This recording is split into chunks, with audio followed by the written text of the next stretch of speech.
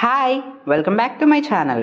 ఈరోజు మన వీడియోలో పాలక్ పన్నీర్ కర్రీ ఎలా చేయాలో చూపించబోతున్నా. దానికంటే ముందు మన ఛానల్కి ఎవరైనా కొత్తగా వచ్చుంటే సబ్స్క్రైబ్ చేసుకోండి అండ్ పక్కనే ఉన్న బెల్ ఐకాన్ని నొక్కేసేయండి. సో లేట్ లేకుండా వీడియోని అయితే స్టార్ట్ చేసేద్దాం.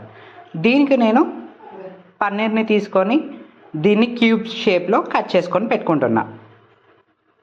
మీకు పెద్దగా కావలిస్తే పెద్దగా, పొడుగ్గా కావలిస్తే పొడుగ్గా, లావుగా కావలిస్తే లావుగా కూడా కట్ చేసుకోవచ్చు. నాకు ఈ మీడియం సైజులో ఇష్టం కాబట్టి నేను ఇలా మీడియం సైజులో క్యూబ్స్ లాగా కట్ చేసి పెట్టుకుంటున్నా పన్నీర్ని. పన్నీర్ అనేది ఎప్పుడు ఫ్రెష్గా ఉండేటట్టు చూసుకోవాలి, వాటరీ ఉండకూడదు.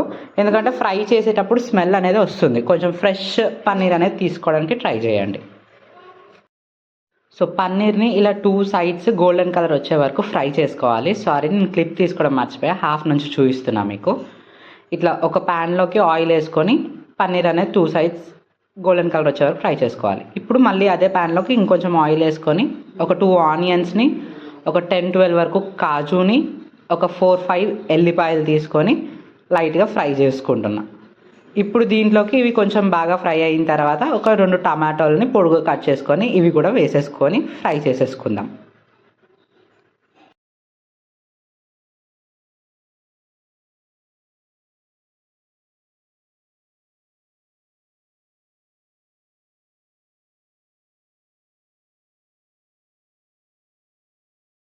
ఆనియన్స్, కాజు, ఎల్లిపాయలు, టమాటోస్ అనేది కొంచెం బ్రౌన్ కలర్ అంటే గోల్డెన్ కలర్ వచ్చే వరకు ఫ్రై చేసుకున్న తర్వాత ఇప్పుడు దీంట్లోకి ఫ్రెష్గా కడుక్కొని పెట్టుకున్న పాలకూరని వెనకాల ఎడ్జెస్ని కట్ చేసి, అలాగే చిన్న చిన్న పీసెస్ కట్ చేయకుండా నార్మల్ ఎలా లీఫ్ ఉందో అలాగే ఉంచుకొని బాగా వాటర్లో వాష్ చేసుకొని దాన్ని కూడా ఇందులో వేసేసుకొని బాగా ఫ్రై చేసుకోవాలి.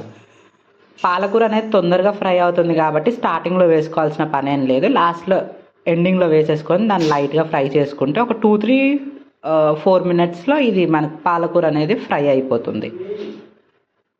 సో దీన్ని బాగా ఫ్రై చేసుకోవాలి. ఈ వాటర్ మొత్తం ఎండిపోయిన తర్వాత పాలకూర అనేది బాగా ఫ్రై అవుతుంది. సో దాన్ని బాగా ఫ్రై చేసుకోవాలి.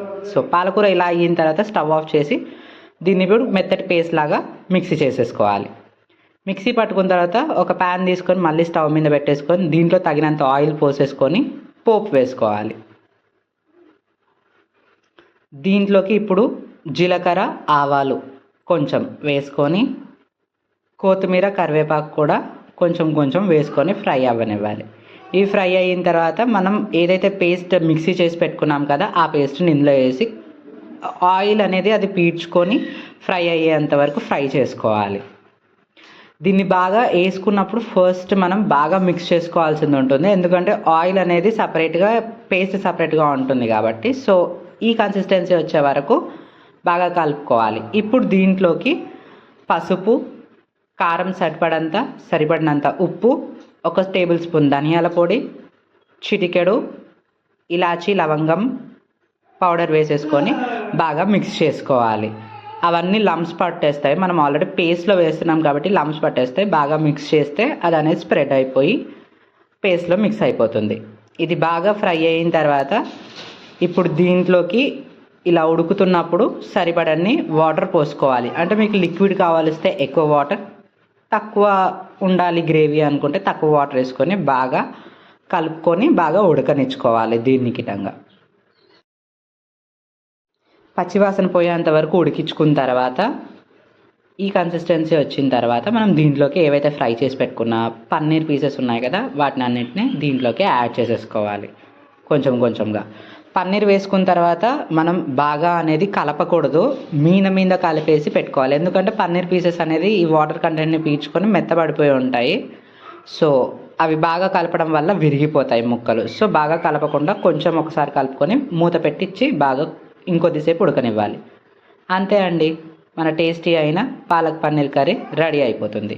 దీన్ని మనం రైస్తో తిన్నా, చపాతీతో తిన్నా, ఎలా తిన్నా టేస్టీ ఉంటుంది. సో ఈ వీడియో ఇక్కడితో ఎంజాయ్ చేస్తున్నా. నా వీడియో మీకు నచ్చినట్టయితే లైక్ చేసుకోండి, షేర్ చేసుకోండి, సబ్స్క్రైబ్ చేసుకోండి and don't forget to press the bell icon for more updates. Until then, bye bye, thank you.